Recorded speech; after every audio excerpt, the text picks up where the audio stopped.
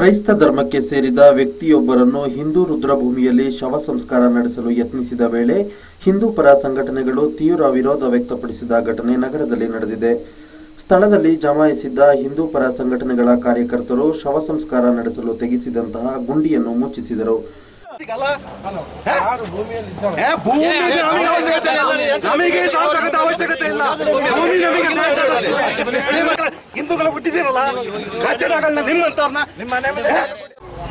ಇವತ್ತು ಮಡಿಕೇರಿಯ ಚೈನ್ ಗೇಟ್ನ ಬಳಿ ಇರುವಂತಹ ಒಂದು ಹಿಂದೂ ರುದ್ರಭೂಮಿಯಲ್ಲಿ ಒಂದು ಕ್ರೈಸ್ತ ಮಹಿಳೆ ಇವತ್ತು ಏನು ತೀರ್ಕೊಂಡಿದ್ರು, ಅವರ ಶವವನ್ನು ತಂದು ಅಂತ್ಯಸಂಸ್ಕಾರ ಮಾಡಲಿಕ್ಕೆ ಅವರು ಪ್ರಯತ್ನವನ್ನು ಮಾಡ್ತಾ ಇದ್ದಾರೆ. ಈ ಒಂದು ಹಿಂದೂ ರುದ್ರಭೂಮಿಗೆ ಅದಕ್ಕೆ ಅದರದೇ ಆದ ಒಂದು ಐತಿಹ್ಯ ಇದೆ ಮತ್ತು ನೀತಿಗಳಿವೆ. ಅದರ ಪ್ರಕಾರವೇ ಇಲ್ಲಿ ಏನು ಅಂತ್ಯಸಂಸ್ಕಾರ ನಡೆಸ್ಕೊಂಡು ನಡೀಬೇಕು.